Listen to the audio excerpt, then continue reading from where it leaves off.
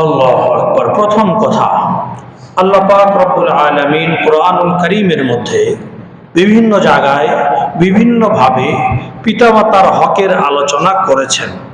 বিশেষ করে 15 নম্বর পারায় সূরা বনী ইসরাঈলের 3য় পৃষ্ঠা প্রায় শুরুর দিক থেকে কয়েক আয়াত পরে এখান থেকে আল্লাহ পাক রব্বুল আলামিন পিতামাতার বিস্তর হকের কথা উল্লেখ করেছেন। এছাড়াও বিভিন্ন আয়াতে আরো ছোট ছোট ভাবে উল্লেখ করেছেন। আল্লাহ পাক রব্বুল আলামিন এখানে বলছেন, وَقَضَى رَبُّكَ أَلَّا تَعْبُدُوا إِلَّا إِيَّاهُ وَبِالْوَالِدَيْنِ إِحْسَانًا। আল্লাহ পাক রব্বুল আলামিন এখানে সর্বপ্রথম যে কথা বলেছেন যে পৃথিবীর মধ্যে যারা মানুষ আছে দুনিয়াতে, এদের উপর সর্বপ্রথম দায়িত্ব হলো এক আল্লাহর উপর শিরিক মুক্ত ঈমান এনে তারই ইবাদত করা। ওয়াকাদা রাব্বুক, নবীকে আল্লাহ পাক সম্বোধন করে বলছেন, হে নবী, আপনার রব এই বিষয়টা চূড়ান্ত সিদ্ধান্ত করে দিয়েছেন। আল্লাহ তা'বুদু ইল্লা ইয়াহ, পৃথিবীতে ইবাদত হবে একমাত্র কার? আল্লাহ পাকের ইবাদত হবে। আর কারো ইবাদত পৃথিবীতে করলে সেটা গ্রহণযোগ্য নয়। এক আল্লাহর ইবাদত করতে হবে, এই কথাটা আল্লাহ সরাসরি কোরআনে চূড়ান্ত ভাবে ফয়সালা করে দিলেন। ওয়াকাদা রাব্বুকা আল্লা তা'বুদু ইল্লা ইয়াহ। এরপরেই একই আয়াত যেখানে প্রথম বললেন সর্বপ্রথম মানুষের দায়িত্ব হলো মহান আল্লাহ পাকের একত্ববাদকে স্বীকার করে তারই আনুগত্য করা, তারই ইবাদত করা। এর সাথেই বলছেন ওয়াবিল ওয়ালিদাইনি ইহসানা, ওয়াবিল ওয়ালিদাইনি ইহসানা, মাতা পিতার সঙ্গে প্রত্যেকটা সন্তান, সে ছেলে হোক বা মেয়ে হোক, যেন ভালো ব্যবহার করে। তাহলে যে আয়াতের মধ্যে প্রথম অংশে আল্লাহ পাক নিজের হকের কথা বললেন, নিজের হকের পাশাপাশি নিজের হকের সাথে মিলিয়ে পিতামাতার হকের কথা আল্লাহ নিজে উল্লেখ করে দিলেন। তাহলে প্রথমটা যেমন গুরুত্বপূর্ণ, মোটামুটি সবারই বুঝে আসে, সবাই এটা আমরা জানি মানি, কিন্তু দ্বিতীয়টা এটা আমাদের মানতে অসুবিধা হয়। আল্লাহর ইবাদত ছাড়া অন্য করে ইবাদত করা যাবে না, এটা সবাই মানি, এবং এটা আমরা ইবাদত কম করলেও আল্লাহ ছাড়া অন্য করে ইবাদত করি না, করলে কারই করি? আল্লাহরই করি, এটা কিন্তু মানি সবাই কম বেশি। দ্বিতীয় যে অংশ, একই আয়াতের অংশ, ওয়াকাদা রাব্বুকা আল্লা তা'বুদু ইল্লা ইয়্যাহ ওয়াবিল ওয়ালিদাইনি, একই আয়াত, মাঝখানে কোনো থামার ব্যবস্থা নাই। তার ওইটার কি গুরুত্ব নাই? কিন্তু ওই জায়গায় আমরা 100-র মধ্যে 90টা সন্তান ভুল করি। ছেলে কিংবা মেয়ে 100-র মধ্যে 90টা সন্তান ওই দ্বিতীয় অংশের মধ্যে ভুল করে। পিতা মাতাকে সবচেয়ে গুরুত্বপূর্ণ পার্সন হিসাবে মানতে পারে না। পিতা মাতাকে সবচেয়ে গুরুত্বপূর্ণ পার্সন, আল্লাহর পরেই আল্লাহ, যে আল্লাহর সঙ্গে আল্লাহ রাসূল আছেন, আল্লাহ রাসূলের পরেই পৃথিবীর মধ্যে একজন মানুষের সামনে সব থেকে বেশি দামি, সব থেকে বেশি মূল্যবান, সব থেকে বেশি সম্মান, সব থেকে বেশি খেদমত পাওয়ার উপযুক্ত হলো তার পিতা মাতা। এটা সন্তানরা মানে না, এটা সন্তানরা মানে না, মানলেও বাস্তবায়ন করে না। এজন্য এরকম আয়াত নাই যে আল্লাহ তাআলা পিতামাতাদেরকে বলছেন, এই তোমার সন্তানের সঙ্গে ভালো ব্যবহার করো, সন্তানের সঙ্গে ভালো ব্যবহার না করলে তোমার এই সমস্যা হবে, এমন কোন আয়াত আছে না। এটা আছে যে সন্তানদেরকে দিন শিখাও, এটা আছে, কিন্তু সন্তানের সঙ্গে এই সন্তানের হকটাকে এই করতে হবে, সেই করতে হবে, এগুলো কোরআনে বলা হয়েছে কেন? সন্তানের প্রতি বাবা মার মহব্বত অটোমেটিক থাকে, এটা আলাদা করে কোরআনের আয়াত দিয়ে প্রমাণ করতে হবে না। কিন্তু মাতা পিতার প্রতি সন্তানের মহব্বত কোনো কোনো ক্ষেত্রে কমে যায়। মাতা পিতাকে সন্তান কোনো কোনো ক্ষেত্রে কোনো কোনো ফ্যামিলিতে মহব্বত করে না। এই জন্য এটা আল্লাহ তাআলা নিজের হকের সঙ্গে মাতা পিতার হককে যুক্ত করে বলে দিলেন যে আমি এক আল্লাহকে যদি তোমরা বিশ্বাস করো, আমি এক আল্লাহর যদি ইবাদত করো, তাহলে আমি আল্লাহ অর্ডার দিচ্ছি, আমার পরেই সবচেয়ে বেশি সম্মান অধিকার কার? তোমার পিতা মাতা। এটা অনেকেই মানতে পারে না, মানলেও বাস্তবায়ন করতে রাজি না। অথচ কত গুরুত্বপূর্ণ বিষয় এখানে আল্লাহ তাআলা রবের সঙ্গে রবের সঙ্গে। এক তো হলো খালেক, আল্লাহ আমাদেরকে সৃষ্টিকর্তা, আল্লাহ আমাদের কি করেছেন? সৃষ্টি করেছেন। এই জন্য নিজের হকের কথা আল্লাহ আগে বলেছেন, আমি যেহেতু সৃষ্টি করেছি কাজে আমার হক সবার আগে। এরপরে সৃষ্টি করার জন্য আল্লাহ তাআলা ব্যবহার করেছেন কাদেরকে? পিতামাতাকে। আল্লাহ তাআলা আমাদেরকে দুনিয়াতে সৃষ্টি করার জন্য ব্যবহার করেছেন কাদেরকে? আমাদের পিতামাতাদেরকে। এই জন্য আল্লাহ তাআলা খালেকের পরেই আল্লাহ তাআলা সৃষ্টি করার জন্য যাদের পেট ব্যবহার করেছেন, যাদের দেহ ব্যবহার করেছেন, তাদের হকের কথা আল্লাহ নিজে বলে দিলেন, আমার পরে তাদের হক সবার আগে। বুঝে আসতেছে কথা? এজন্য সন্তানের বড় দায়িত্ব, পিতামাতার হক নষ্ট করার কোনো সুযোগ নাই, কোনো সুযোগ নাই। আল্লাহ পাক পরিষ্কার বলে দিলেন, وَقَضَى رَبُّكَ أَلَّا تَعْبُدُوا إِلَّا إِيَّاهُ وَبِالْوَالِدَيْنِ إِحْسَانًا। পিতামাতার সঙ্গে ভালো ব্যবহার করো। ইহসান মানে হলো সুন্দর ব্যবহার, উত্তম ব্যবহার। সুন্দর ব্যবহার কিভাবে করবে এর কিছু নমুনা আল্লাহ তাআলা এই একই ধারাবাহিক ভাবে আয়াতগুলোর মধ্যে উল্লেখ করেছেন, বিভিন্ন অন্য আয়াতেও বলেছেন, নবীজি হাদিসের মধ্যে অসংখ্য জায়গায় বলেছেন। এখানে আল্লাহ কি বলেছেন? ইম্মা ইয়াবলুগান্না ইনদাকাল কিবারা আহাদুহুমা আও কিলাহুমা ফালা তাকুল লাহুমা উফফিন। এক নাম্বার যে হকের কথা আল্লাহ পাক বলছেন, জওয়ান কালে পিতামাতা যখন যৌবনে থাকে, যখন যুবক থাকে, তখন তো পিতামাতার কথা সন্তান মানতে বাধ্য। সন্তান তখন পুচকা পিচ্ছি, তখন পিতামাতার কথা মানতে হবে না? তখন না মানে তো উপায় থাকে না, ভয়ে বা যে কোনো কারণে বা কিছু পাওয়ার আশায় পিতামাতার কথা মানে। এজন্য ওই সময়ের কথা আল্লাহ বলেন নাই। আল্লাহ বলেছেন ওই সময়ের কথা যখন পিতামাতা বার্ধক্যে পৌঁছে, যখন তুমি নিজের পায়ে দাঁড়িয়েছ, নিজেই চলতে পারো, নিজের চাকরি হয়েছে, ব্যবসা হয়েছে, সংসার হয়েছে, নিজে স্বয়ং সম্পূর্ণ হয়েছ, ওই সময় যদি তোমার পিতামাতা পাও, কারণ জোয়ান কালে তো মানবে, ওটা বলা লাগে না। যে সময় মানতে মনে চায় না, আমি নিজে স্বয়ং সম্পূর্ণ, আমার টাকায় আমি চলি, বরং আমার টাকায় আমার পিতামাতা চলে, এখনো তাদের কথা মানতে হবে? এখনো পিতামাতার কথা শুনতে হবে, তারা তো আমার টাকায় চলে। আমি টাকা না দিলে তাদের ঔষধের ব্যবস্থা হয় না, চিকিৎসার ব্যবস্থা হয় না, আমার টাকা না তাদের খাওয়ানোর ব্যবস্থা হয় না, কাজে তাদের কথা আমি শুনবো নাকি পিতামাতা আমার কথা শুনবে? এই জন্য এই জায়গাটা আল্লাহ তাআলা স্পেশাল ভাবে চিহ্নিত করে বলেছেন, ইম্মা ইয়াবলুগান্না ইনদাকাল কিবার, যখন পিতামাতার কোনো একজন অথবা উভয়জন বার্ধক্যে পৌঁছে যায়, বয়স হয়ে যায় এবং তোমাদের কারো কাছে থাকে, তখন তাদের সঙ্গে এমন সুন্দর ব্যবহার করবে কখনো যেন তাদের মুখ থেকে উহ শব্দটা বের না হয়।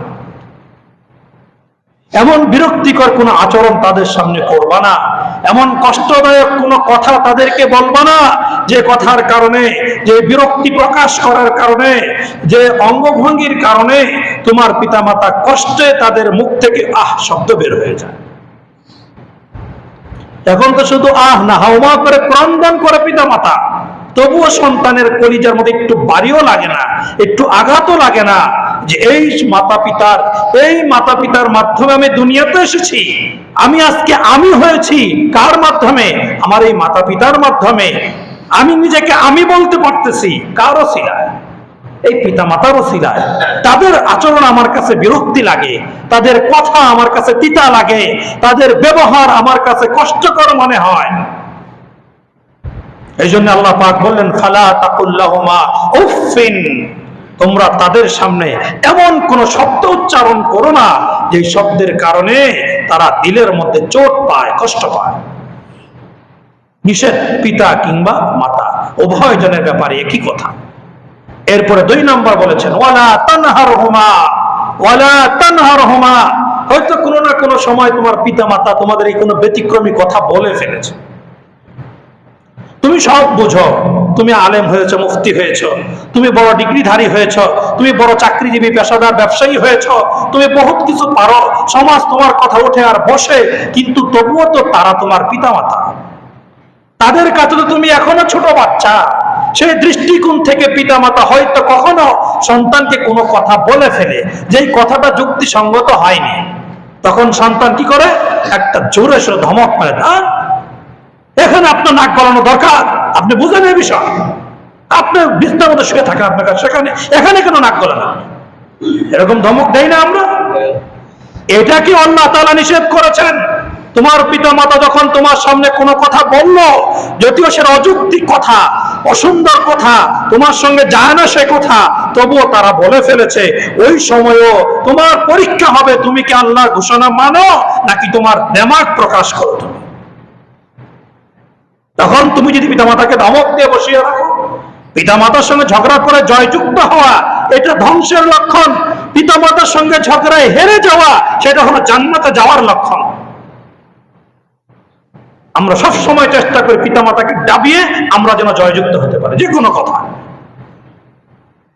এটা করা যাবে না যতক্ষণ পর্যন্ত পিতামাতা আমাকে আপনাকে গুনাহের কাজে আদেশ না করবে, ততক্ষণ পর্যন্ত তার সঙ্গে ভালো ব্যবহার করা, উত্তম নম্র সুরে কথা বলা এটা জরুরি, এটা ফরজ, এটা কোরআনের বিধান। যে কোরআনের মাধ্যমে আমাদের উপর নামাজ ফরজ করা হয়েছে, ওই কোরআনে বলা হয়েছে পিতামাতার সঙ্গে এমন ব্যবহার করার কথা। পিতামাতাকে কখনোই ধমক দিয়ে কথা বলা যাবে না। তাদের কোনো কথা পছন্দ হলে বিনয়ের সাথে বলতে হবে, নরম। পরে আয়াতে বলছেন 3 নম্বর হকের কথা বলছেন,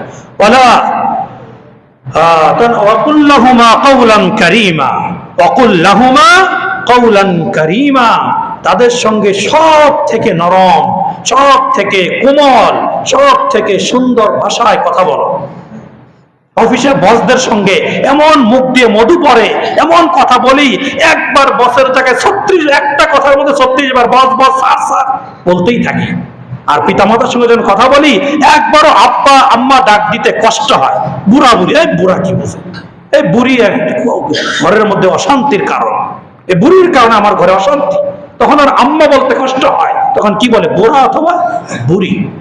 এই জন্য আল্লাহ পাক বললেন তোমার উপর 3 নাম্বার কোরআনে সরাসরি বিধান দেওয়া হচ্ছে, ওয়াকুলু কাওলান কারীমা, ওয়াকুল লাহুমা কাওলান কারীমা। তোমরা তাদের সঙ্গে একদম নরম কোমল সুন্দর ভাষায় কথা বলবে। এটা হলো আদর্শ সন্তানের লক্ষণ, ইমানদার সন্তানের লক্ষণ। পিতামাতা যদি নাফরমান হয়, পিতামাতা 80 বছর বয়স এখনো বিড়ি খায়, সিগারেট খায়, গাঁজা খায়, দুষ্টামি করে, নারী লোভী 80 বছর বয়সে, তবুও ওই অসভ্য দিনদার, মানে দিনদারি যার মধ্যে কিচ্ছু নাই, খোদাবিদি যার মধ্যে কিচ্ছু নাই, সেও কিন্তু আমার আপনার বাবা। তবুও তাকে কথা বলতে হলে সম্মানের সুরে কথা বলতে হবে। তাকে বেইজ্জত করে, ইহানত করে, অপদস্থ করে, খাটো করে সন্তান হিসেবে কথা বলা জায়েজ নাই, যতক্ষণ পর্যন্ত সে আমাকে আপনাকে সরাসরি গুনাহের কাছ থেকে বাধা না দিবে। গুনাহের কাছ থেকেও যদি বাধা দেয় তবুও তার সঙ্গে বেয়াদবি করা চলবে না। যদি বলে তুই নামাজ পড়বি না, নামাজ পড়বি না, তখন তাকে বলা বাবা নামাজ না পড়া আল্লাহ তাআলা বিধান লঙ্ঘন করা, কাজে এটা আমি ছাড়তে পারি না, এ জায়গায় তোমার কথা মানতে আমি ব্যর্থ, আমাকে মাফ করবেন। এইভাবে বলে আপনার আপনি পড়বেন। এটা আপনি এখানে ধমক দেন, বোরার ঘরের বুড়া নিজেও জীবনে কোনোদিন নামাজ পড়ে না, মসজিদে যায় নাই, আমাকেও নামাজ পড়তে না করে, এরকম কথা বলে আপনি নামাজে আসেন, আল্লাহর বিধানে একটা মানলেন আর একটা লঙ্ঘন করলেন। কথা বুঝে আসতেছে? এই কথাগুলো একটু বুঝতে আমাদের অসুবিধা হয়, যে এটা যুক্তি ধরে না, দলিল শুনেন তারা যুক্তিতে ধরবে। একজন নবী কয়েকদিন আগে যে আলোচনা গিয়েছে, কি নাম? হযরতে ইব্রাহিম আলাইহিস সালাতু ওয়াস সালাম। কি নাম? ওনার জন্ম মুসলমানের ঘরে। কার ঘরে? কাফেরের ঘরে। তার বাবা কি মুসলমান না কাফের? ছেলে নবী, বাবা কি কাফের। বাবা যদি কাফের হয়, বাবা যদি বিধর্মীয় হয়, তবুও বাবার সঙ্গে বেয়াদবি করা সন্তানের জন্য জায়েজ নেই। দলিল ইব্রাহিম আলাইহিস সালাতু ওয়াস সালাম, সূরা মারিয়াম 16 নম্বর পারা 7 নম্বর পৃষ্ঠা। আল্লাহ পাক রব্বুল আলামিন ইব্রাহিম আলাইহিস সালাতু ওয়াস সালাম বাবার সঙ্গে কেমন ব্যবহার করেছেন উল্লেখ করেছেন, তুলে ধরেছেন। ইদ ক্বালা ইব্রাহিম লিআবিহি ইয়া আবাতি। কাফের পিতা, যে পিতা সারাদিন মূর্তি পূজা করে, একেবারে সন্তানের ক্ষতির জন্য সর্বাত্মক চেষ্টা করে, ওই সন্তান পিতাকে কত মহব্বতের সুরে ডাক দিচ্ছেন, ইয়া আবাতি, হে আমার প্রিয় পিতা, এ এই বুড়ার ঘরের বুড়া এরকম ডাকতেছে? কি বলছেন? ইয়া আবাতি, কোরআনের শব্দ, হে আমার প্রিয় পিতা। লিমা তা'বুদু মা লা ইয়াসমাউ ওয়া লা ইবসিরু ওয়া লা ইগনি আনকা শাইআ। হে আমার প্রিয় পিতা, আপনি কেন এমন একটা জিনিসের ইবাদত করেন যে নাকি চোখে দেখে না, কানে শুনে না, কোনো কিছু অনুভব করতে পারে না, আপনি কোনো বিপদ বললে বিপদ থেকে উদ্ধার করতে পারে না, কোনো কিছুই পারে না, এবং একটা অকর্মণ্য একটা মাটির বস্তু, আপনি তার কেন ইবাদত করেন? এভাবে তিনি পিতাকে বুঝাচ্ছেন সে তো মানুষের শত্রু, সে আল্লাহর নাফরমান, কাজে তার ইবাদত করবেন না। আবার ডাক দিয়ে পিতা রাগ করে, আবার সন্তান, ইয়া আবাতি ইন্নী ক্বাদ জাআনি মিনাল ইলম মা লাম ইয়াতিকা ফাত্তাবি'নি আহদিকা সিরাতান সাবিয়্যা। আল্লাহ যদি আমাকে সত্য দিয়ে পাঠান, আল্লাহ যদি আমাকে নবুয়ত দান করে, তবুও কি আপনি আমার কথা না মেনে ওই যে একটা মাটির টুকরা মূর্তির ইবাদত করবেন? নবী কিসের উপরে? সত্যের উপরে। আর পিতা কিসের উপরে? অন্যায়ের উপরে। তবুও কার গলার আওয়াজ নিচা? সন্তানের। আর সে এখন আমাদের অবস্থা, সন্তান ভুল করতেছে, পিতা রাইট বলতেছে, তবুও বুড়া হওয়ার কারণে তাকে যে কোনো মূল্যে দাবিয়ে সন্তান জয়যুক্ত, আমারটাই সঠিক। আর এদিকে নবী নিজে ইব্রাহিম আলাইহিস সালাম পিতার সঙ্গে কেমন ব্যবহার করছেন, ইয়া আবাতি ইন্নী ক্বাদ জাআনি মিনাল ইলম। যদি আল্লাহ তাআলা আমাকে, আপনার সন্তান, আমার প্রিয় পিতা, আল্লাহ যদি আপনার সন্তানকে নবুয়ত দান করে, একত্ববাদের মতো একটা নবুয়তের মতো গুরুত্বপূর্ণ নিয়ামত দান করেন, তবুও কি আপনি সন্তানের এই কথা অনুযায়ী আল্লাহকে মানবেন না? বাবা শুনে না, সন্তান আবার বলে, ইয়া আবাতি ইন্নী আখাফু আন ইয়ামাসসাকা আযাব। হে আমার প্রিয় পিতা, আপনি যদি আমার কথা না শুনেন, এক আল্লাহকে বিশ্বাস না করেন, অচিরেই আপনাকে কঠিন শাস্তি স্পর্শ করবে। এই সমস্ত কথা কত সুন্দরভাবে নরম সুরে পিতাকে বোঝাচ্ছেন। পিতা গেছে রাগ হয়ে, বেয়াদব। অথচ কোনো বেয়াদবি করেছেন তিনি? বলেন, কোনো বেয়াদবি করেছেন ইব্রাহিম আলাইহিস সালাম? বিলকুল না, একটাও বেয়াদবিমূলক কথা বলেন নাই। দাওয়াত দিয়েছেন, ঈমানের দাওয়াত, তাওহীদের দাওয়াত, তবুও কত নরম সুরে, কত সুন্দর ভাষায়, কত আদব সহকারে। এবার পিতা রাগ হয়ে বলছেন, হয়তো তোর এই দাওয়াত বন্ধ করবি, না হয় তোকে পাথর মেরে হত্যা করবো, অথবা বাড়ি থেকে তোকে ত্যায্য করে দেব। সন্তান রাইট, হকের উপর হকের কথা বলছেন, পিতা অন্য বেলাইন, বেদিন, আল্লাহ নাফরমান, কত শক্ত কথা বলছে সন্তানকে, হয়তো পাথর মেরে তোকে হত্যা করে দিব, অথবা তুই আমার বাড়ি ছেড়ে চলে যাবি, তোকে চিরতরে আমি ত্যায্য পুত্র করে দিলাম। তবুও কিন্তু সন্তান বাবার সঙ্গে বেয়াদবি করেন নাই। এত বড় কথা বাবা ইব্রাহিমকে শুনিয়ে দিলেন, তবুও ইব্রাহিম আলাইহিস সালাম বাবার সঙ্গে বেয়াদবি করেন নাই। শুধু এতটুকু বলছেন, ক্বালা সালামুন আলাইক। তবুও বদদুয়া দেন নাই, গালিগালাজ করেন নাই, বিরক্ত হন নাই। বাবা, আপনি যদি আমাকে থাকতে না দেন, আমি আপনার জন্য কশ্চিন কালো কোনো বদদুয়া করি না। আসসালামুন আলাইক, আপনার উপর শান্তি বর্ষিত হোক, আমি চলে গেলাম, এবং আমি সাস্তাগফিরু লাকা রাব্বি, আমি আমার রবের কাছে আপনার জন্য আজীবন মাগফিরাতের দোয়া করতে থাকবো। কেমন সন্তান! ওনারা আমাদের আদর্শ। এই জন্যই তো নবীজি বলেছেন, ইব্রাহিম আলাইহিস সালাম হলো তোমাদের জাতীয় পিতা। ইব্রাহিম আলাইহিস সালাম তোমাদের কি? জাতীয় পিতা, আদর্শের পিতা। আল্লাহু আকবার। এটা হলো গুরুত্বপূর্ণ বিষয়, যে পিতা মাতা যত কিছুই হোক, এই আয়াত দ্বারা কি বুঝে আসলো? পিতা মাতা শুধু উল্টা নামাজ পড়ে না, এটা অপরাধ না। যদি নাফরমান হয়, বেঈমানও যদি হয়, দিনদার না হয়, তবু ওই পিতা মাতার সঙ্গে সন্তানের জন্য বেয়াদবি করা জায়েজ নেই। মাসলা পরিষ্কার বুঝে আসছে? যদি পিতা মাতা যত নাফরমানি হোক, বেঈমানও যদি হয়, এর থেকে বড় নাফরমানি তো হইতে পারে না, তবুও তার সঙ্গে বেয়াদবি করা জায়েজ নাই। ইবনে সালাত ঘটনা থেকে পরিষ্কার শিক্ষা এটা আমাদের। এজন্য আল্লাহ পাক রব্বুল আলামিন বলছেন, অকুল লাহুমা কওলান কারীমা, তোমরা তাদের সঙ্গে অবশ্যই নরম সুরে, কোমল ভাষায় কথা বলবে। কর্কশ ভাষায় রাগান্বিত হয়ে তাদের সঙ্গে কথা বলা জায়েজ নাই। সরাসরি কোরআনের বিধান লঙ্ঘন করা, সন্তান যখনই বুঝমান হয়ে যায়, ছোট হোক কিংবা বড়, যদি পিতামাতার সঙ্গে দুর্ব্যবহার করে, সরাসরি কোরআনের বিধান সে লঙ্ঘন করলো, সে যতই নামাজ পড়ুক, এই নামাজ তাকে পরকালে মুক্তির ব্যবস্থা করবে না। সরকারি বড় কোনো চাকরি নিতে গেলে আপনার সব যোগ্যতা ঠিক আছে, তবুও একজন প্রথম ক্লাসের কর্মকর্তার স্বাক্ষর লাগে, সুপারিশ লাগে, লাগে না?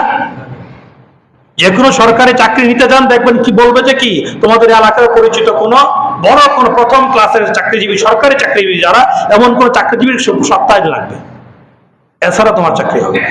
সব তোমার ঠিকঠাক।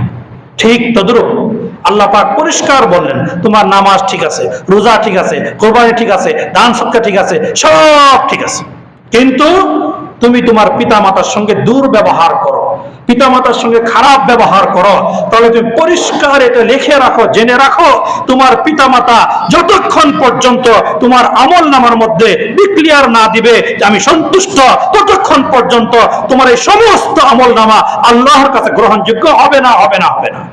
একদম বিশুদ্ধ হাদিস। নবীজি বলেছেন, রিজা রাব্বি ফি রিজাল ওয়ালিদ ওয়া সাখাতুল ওয়ালিদ ফি সাখাতুর রাব্বি ফি সাখাতিল ওয়ালিদ। যদি তোমার আমল নামায় তোমার পিতামাতা সন্তুষ্ট না হয়, তোমার আমল নামা যদি পিতামাতা স্বাক্ষর না থাকে যে আল্লাহ আমি আমার পিতামাতার প্রতি সন্তুষ্ট, তাহলে তোমার সবকিছু ভালো, তবু আল্লাহ তাআলা তোমার ফাইল গ্রহণ করবেন না, তোমার ঠিকানা জান্নাত হবে না। এটাই হাদিসের শিক্ষা। কথা বুঝে আসতেছে? এটাই চূড়ান্ত হাদিসের কথা, এখানে কোনো দ্বিমত করার সুযোগ নেই। এতটা গুরুত্বপূর্ণ পিতামাতার হক, মারাত্মক বিষয়, এটা অনেক ভারী বিষয়। এটা আল্লাহ, এক নম্বর কি, তাদের সঙ্গে এমন কোন বিরক্তিকর কথা আচরণ করা যাবে না, কাজ করা যাবে পিতামাতা কষ্ট পায়, চোট লাগে অন্তরে, ও শব্দ বের হয়। 2 নম্বর বললেন তাদেরকে কখনোই কোনো বিষয়ে ধমক দেওয়া যাবে না। 3 নম্বর বলছেন তাদের সঙ্গে সর্বোচ্চ নরম ভাষায়, আদবের সাথে, নমনীয়তার সাথে কথা বলতে হবে। মজা লাগে না তাদের কথা, বিরক্ত লাগে, এমন আজে বাজে প্রশ্ন করে, বিরক্তি লাগে, কিছু করার নাই, তবু আদবের সাথে বলতে হবে। কেন? তারা পিতামাতা, এটাই তাদের সব থেকে বড় হাতিয়ার, সবচেয়ে বড় সার্টিফিকেট এটা। এত কিছু বলেছেন কেন নবীজি সাল্লাল্লাহু আলাইহি ওয়াসাল্লাম? কারণ বার্ধক্যে পিতামাতা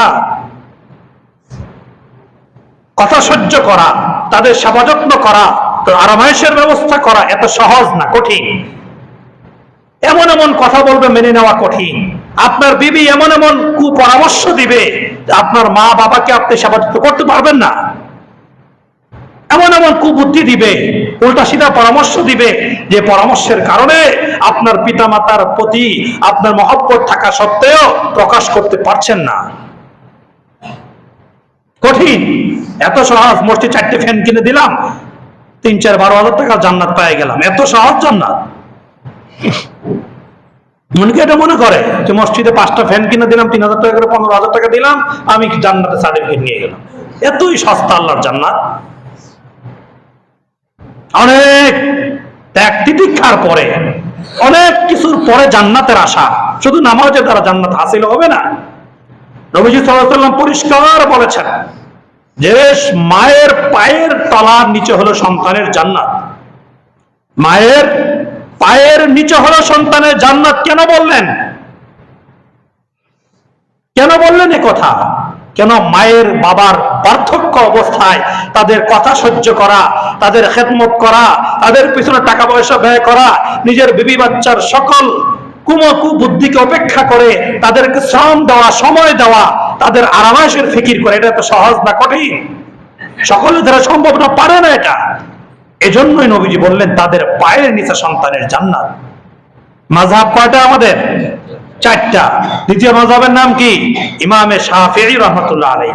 কত বড় ব্যক্তিত্ব তিনি, যে ওনার নামে একটা মাযহাব তৈরি হয়েছে, সারা বিশ্বের মধ্যে তার নামের উপর মাযহাব চলছে। এত বড় বিশিষ্ট আলেম, এত বড় ইমাম তিনি। একদিন মায়ের পায়ের তলার মধ্যে তেল ডলে দিচ্ছে, কতক্ষণ পর পর চুমু খাচ্ছেন। এবার মা প্রশ্ন করে, বাবা আমার পায়ে ব্যথা, এজন্য তুমি পায়ে তেল মালিশ করে দিচ্ছ, এটা তো বুঝলাম, তুমি কতক্ষণ পর পর পায়ের মধ্যে চুমু খাচ্ছ কেন? ইমামে শাফি রহমতুল্লাহ আলাইহি এত বড় আলেম, এত বড় বুজুর্গ, এত মস্ত বড় ইমাম, তিনি মূর্খ মা তো আর শিক্ষিত না, মা তো মূর্খ। ওই মায়ের পায়ের তলায় চুমু খাচ্ছে, যে ঠোঁট দিয়ে সারাদিন আল্লাহ রাসূলের হাদিস পড়ায়, কোরআনের ব্যাখ্যা মানুষকে শোনায়, ওই ঠোঁট মায়ের পায়ের তলায়। চিন্তা করেন একটু, ওই ঠোঁট কোথায়? মায়ের পায়ের তলায়, পরিষ্কারও না। মারা সারাদিন কাজ করে, মুরব্বী মানুষ, খুব পরিষ্কার থাকে পা, এত মসৃণ নয়, চুমু খাচ্ছেন। মা বললেন ঘটনা কি? সন্তান বলে, মা আমি তো তোমার পায়ের নিচে চুমু খাচ্ছি না, আমি তো চুমু খাচ্ছি আমার হাবিব রাসূল সাল্লাল্লাহু আলাইহি ওয়াসাল্লাম। নবীজি বলেছেন, আল জান্নাতু তাহতা আকদামিল উম্মাহাত। হে সন্তান, তুমি যত বড় মানুষ হও না কেন, তোমার জান্নাত অন্য কোন আমলের দ্বারা নয়, ওই মায়ের পায়ের নিচে তোমার জান্নাত। আমি তোমার জান্নাতের মধ্যে চুমু খাচ্ছি। দেখতে যদিও মনে হচ্ছে তোমার পায়ের তলায় চুমু খাচ্ছি, আমি আসলে তোমার পায়ের তলায় নয়, আমি আমার জান্নাতের মধ্যে চুমু খাচ্ছি। এই হলো আমাদের উত্তরসূরি, আমাদের পূর্বসূরি যারা।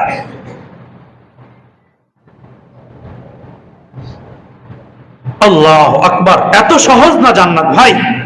2-4 টাকা দান করে দিলাম আর আমি মস্ত বড় জান্নাতের মালিক হয়ে গেলাম, এত সহজ না।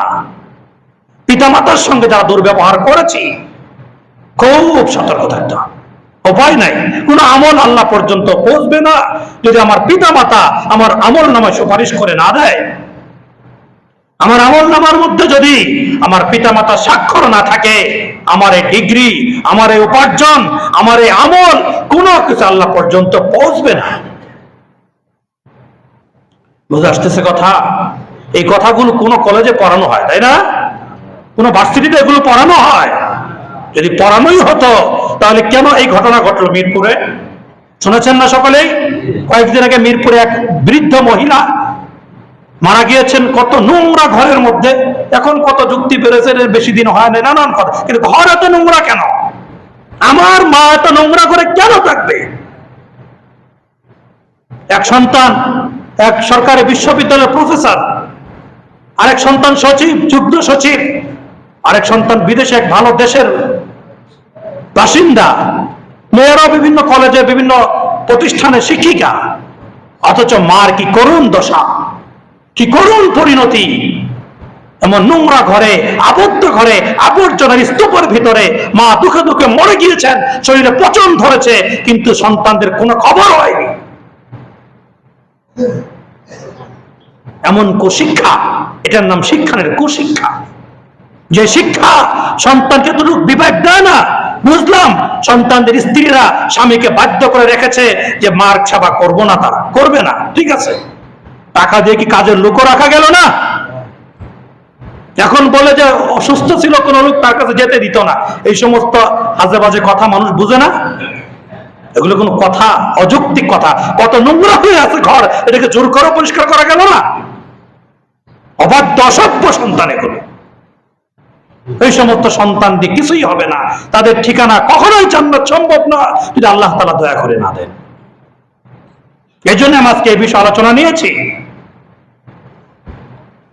যে সন্তানের জন্য পিতামাতা যখন খরচ করে, কখনোই হিসাব করে পড়ে না যে আমি মাসে 3টা নাপা সিরাপ নিয়ে এসেছি, আমি মাসে 2টা কাশির সিরাপ নিয়েছি, বছরে এতবার সন্তানকে ডাক্তার দেখিয়েছি, বছরে এতগুলো টাকা সন্তানের জামা কাপড় পিছনে ব্যয় করেছি। কোন বাবা মা কি লিখে রাখছে? এটা কথা বলেন, লিখে রেখেছে? সন্তানের পিছনে যখন খরচ করি তখন হিসাবের প্রয়োজন হয় না, তখন লেখার প্রয়োজন হয় না। কিন্তু যখন মাতা পিতার পিছনে খরচ করি তখন 2 টাকা খরচ করলেও সেটা লেখা রাখতে হয়। কেন? আমি গত মাসে দিয়েছি না, এই মাসে ও দিবে, আমি দিব না। ওই জায়গা থেকে হিসাব কষি। দুঃখজনক বিষয়। অ্যাডভোকেট হয়তো আপনারা শুনে থাকবেন, উনি উদাহরণ দিয়ে বলেছেন, এক সন্তান, ছোট বাচ্চা, মায়ের কাছে একটা কাগজ ধরিয়ে দিয়েছে, মায়ের কাছে একটা কাগজ ধরিয়ে দিয়েছে। যাওয়ার পরে বলে, মা আমি অমুক দিন তোমার জন্য 2টা পান এনে দিয়েছি, অমুক দিন দোকান থেকে মরিচ এনে দিয়েছি, অমুক দিন তোমার এই কাজটা আমি করে দিয়েছি, এরকম প্রায় 8-10টা কাজ সে করে দিয়েছে। এটার জন্য 100 টাকা, এটার জন্য 200 টাকা, এটার জন্য 500 টাকা, এটার জন্য 300 টাকা, এই বিল পরিশোধ করা, এরপরে সামনের কাজ করব আমি। কে বলে? সন্তান মাকে বলে। সন্তান মাকে বলে। এবার মা বলে, বাবা ঠিক আছে, তোমার এই বিল আমি পরিশোধ করছি, এখন তোমার জন্য কিছু খাবার তৈরি করে তুমি এটা খেতে থাকো, আমি তোমার বিলটা পরিশোধ করে নিয়ে আসছি। মা আরেক রুমে গিয়ে ওই কাগজে উল্টা পিঠে পরিষ্কার করে লিখছেন, আমি তোমাকে 10 মাস পর্যন্ত এত ভার বোঝা পেটে ধারণ করেছি, তুমি পেটে থাকার কারণে কতবার বসতে মনে চেয়েছে, বসতে পারি নাই, ডান কাতে শুয়েছি, মনে হয়েছে তোমার হাতে ব্যথা পাবে, আমি বাম কাত হই নাই, বাম কাত হয়েছি, মনে চাচ্ছে ডান কাত হই, তুমি হাতে ব্যথা পাবে, এই জন্য ডান পাশ ফিরাইনি। এভাবে দীর্ঘ 10টা মাস পর্যন্ত তোমাকে পেটে ধারণ করে কষ্ট করে তোমাকে পেটে রেখেছি, এজন্য তোমার বিল 0 টাকা। এরপরে যখন তোমার দুনিয়াতে আসার সময় হয়েছে, তোমার বাবার কাছে ক্ষমা চেয়ে নিয়েছি, মুরব্বীদের কাছে ক্ষমা চেয়ে নিয়েছি, হয়তো আমার দুনিয়া থেকে চলে যাওয়ার পালা এসেছে, তোমাকে দুনিয়াতে আনতে হয়তো আমি দুনিয়া থেকে বিদায় হয়ে যাব, এই পরিমাণ কষ্ট সহ্য করে আমি তোমাকে দুনিয়াতে প্রসব করেছি, এজন্য তোমার বিল 0 টাকা। এরপরে যখন তুমি দুনিয়াতে এসেছ, একটানা 2 বছর পর্যন্ত আমার রক্ত চোষা বুকের দুধ দিয়ে তোমাকে লালন পালন করিয়েছি, এর জন্য তোমার বিল 0 টাকা। এভাবে অনেকগুলো বর্ণনা দিয়েছেন। সবার জন্য খাবার রান্না করা হয়েছে, সবাই খাবার খেয়েছে, সবাই পিঠা খেয়েছে, একটা পুরা পিঠা রেখে দিয়েছে, হয়তো আমি সেটা খাবো দিন শেষে। আমি যখন সন্ধ্যাবেলা সেটা খাবার জন্য হাতে নিয়েছি, সারাদিন কাজ করেছি, তখন তুমি খেলার মাঠ থেকে দৌড়ে এসে বলছো, মা এটা কি অন্য কোনো পিঠা? আমি তোমার চেহারা দেখে বুঝতে পেরেছি তোমার খেতে মনে চাচ্ছে, সারাদিন না খাওয়া তবুও সবার পেটে পিঠা জুটেছে, আমি একটা পুরা পিঠা রেখেছিলাম খাওয়ার জন্য, সেটাও আমি না খেয়ে তোমার মুখে তুলে দিয়েছিলাম, এজন্য তোমার বিল 0 টাকা। এভাবে মা সন্তানের দেওয়া বিলের অপর পিঠে এগুলো লিখে দিয়েছেন।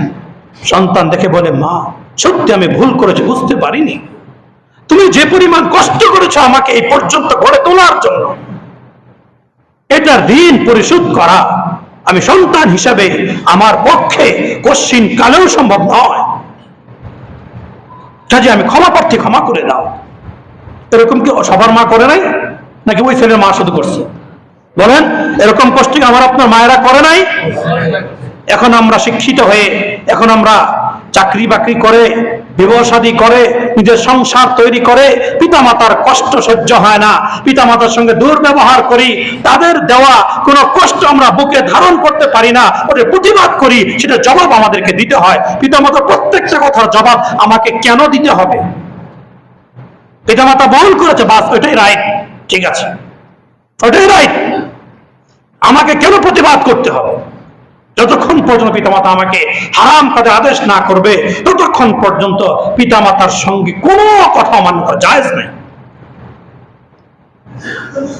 আকুল লাহুমা কাওলান কারীমা।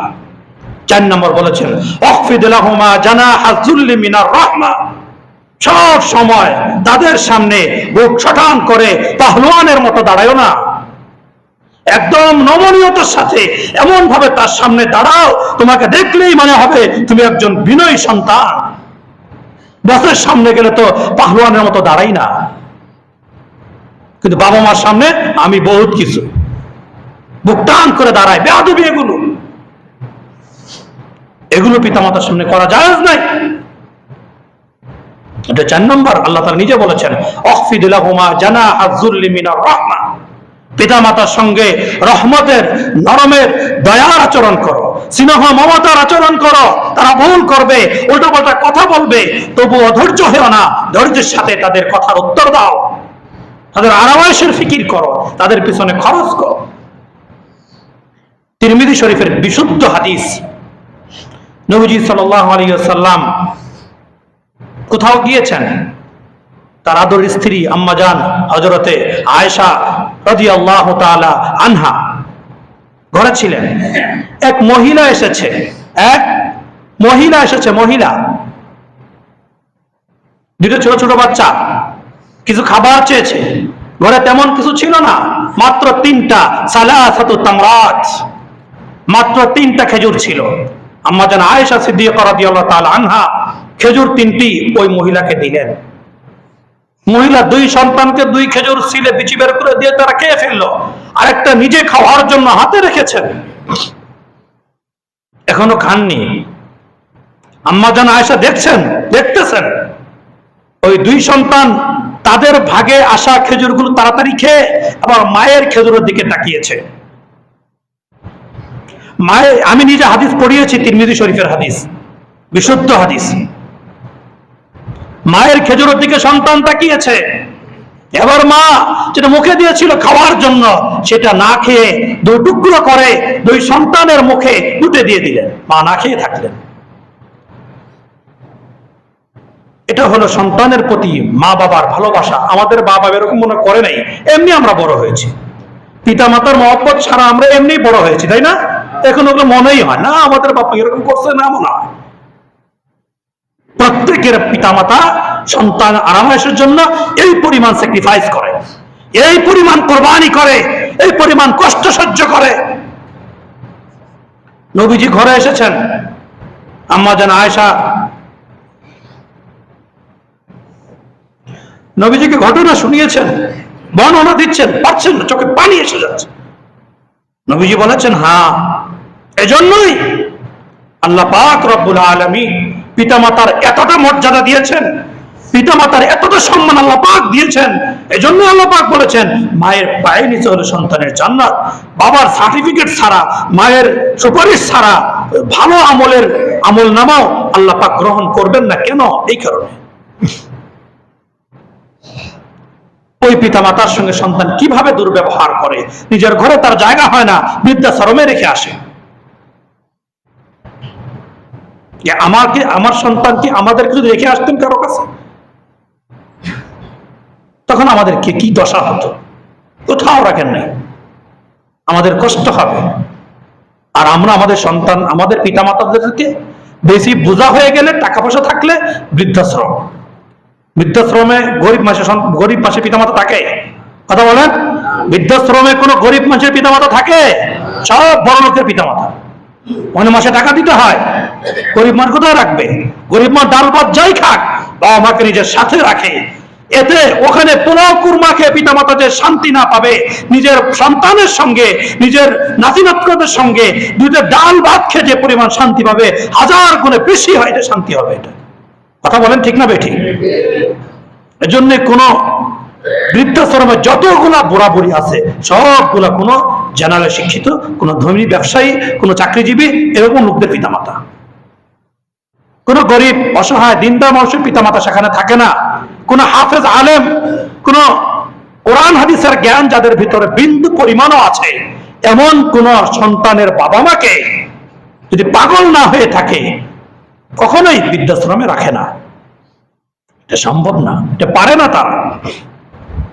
এজন্য পিতামাতার বিষয়টা অন্য আয়াতের মধ্যে আল্লাহ পাক রব্বুল আলামিন মায়ের কথা বিশেষভাবে বলেছেন। ওয়াসাইনাল ইনসানা বিওয়ালিদাইহি ইহসানা হামালাতহু উম্মুহু ওয়াহনান আলা ওয়াহনিন ওয়া ফিসালুহু আমাইন। আল্লাহ তাআলা বলেছেন সূরা লোকমানের মধ্যে, মায়ের অতিরিক্ত 3টা কষ্ট, ওয়াহনান আলা ওয়াহনিন, ওয়াহনান আলা ওয়াহনিন ওয়া ফিসালুহু আমাইন। যে পেটে ধারণ করেছে একটা কষ্ট, পেট থেকে বের করেছে আরেকটা কষ্ট, বের করার পরে আরো কমপক্ষে 2 বছর এক টানা বুকের দুধ পান করেছে আরেকটা কষ্ট।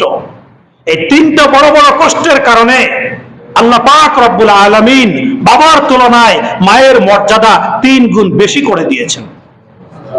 হাদিসের মধ্যে আসছে, নবীজিকে এক সাহাবী জিজ্ঞাসা করেছেন, আমার থেকে ভালো ব্যবহার পাওয়ার সব থেকে বেশি হকদার কে?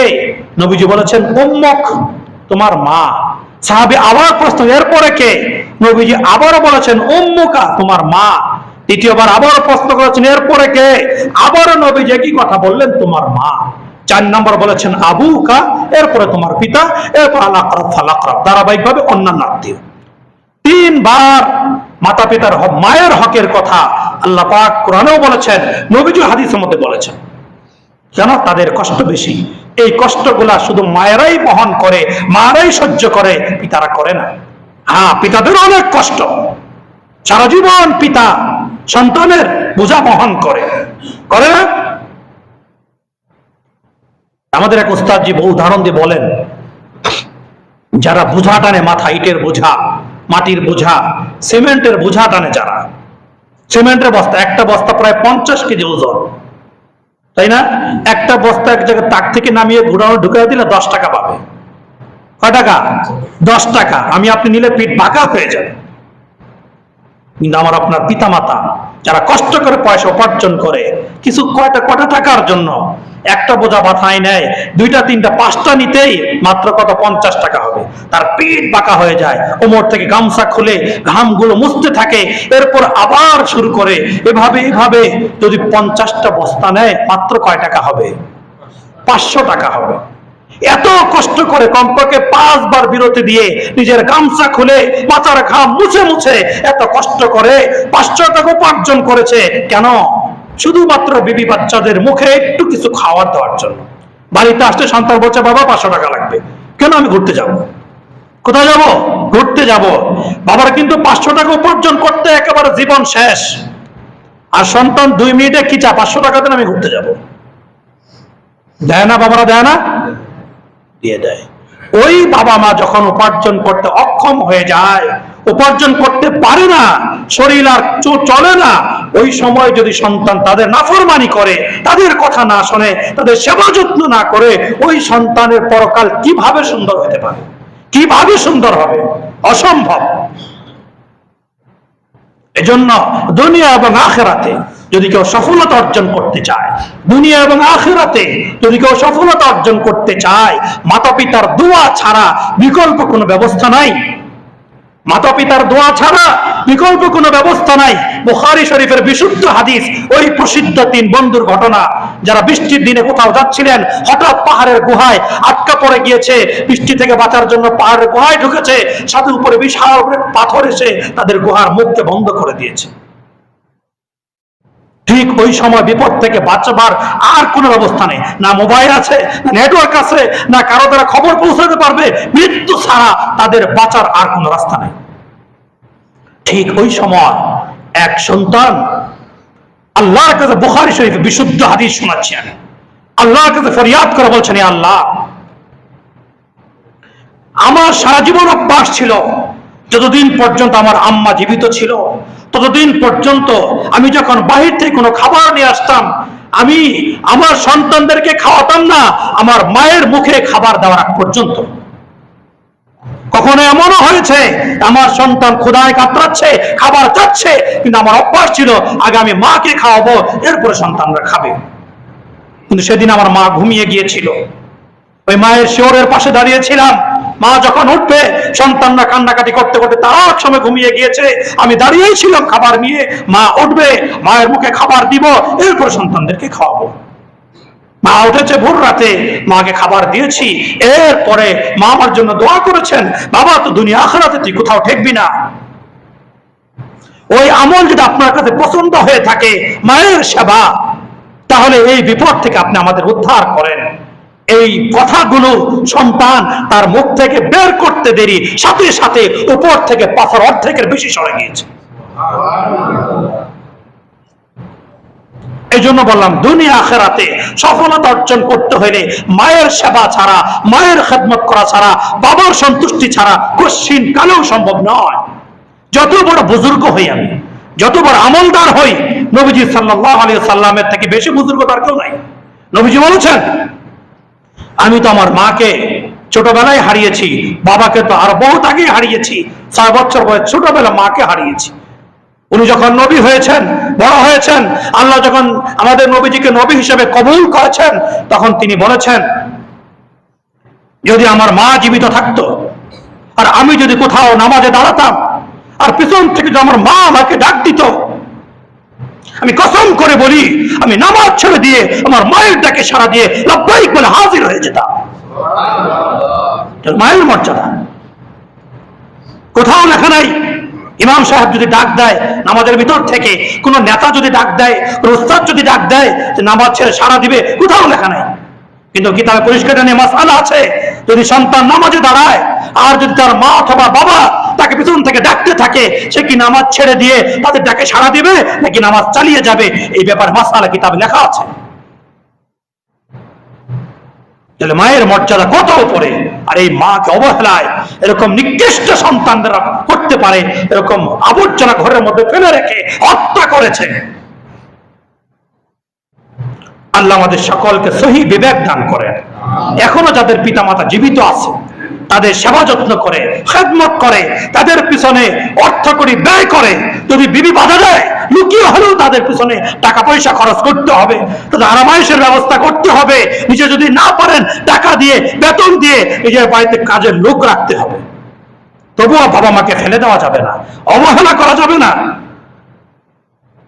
আর যাদের পিতামাতা দুনিয়া থেকে বিদায় নিয়েছে, আগে বুঝি নাই এখন বুঝে এসেছে পিতামাতাকে বড় কষ্ট দিয়েছি, তাদের একটাই হাতিয়ার, রব্বির হামহুমা কামা রাব্বায়ানি সগীরা।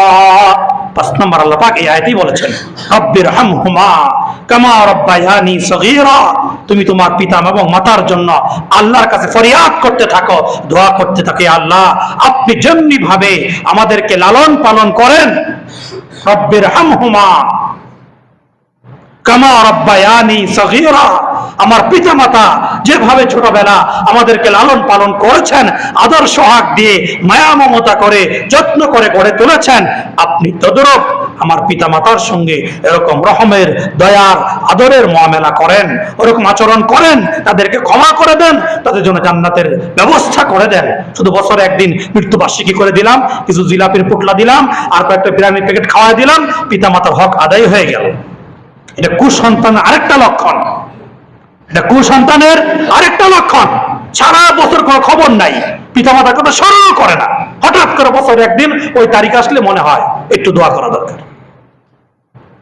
এটা কখনোই আদর্শ সন্তানের কাজ হতে পারে না। বছরে একদিন কেন দেওয়া হবে পিতামাতার জন্য?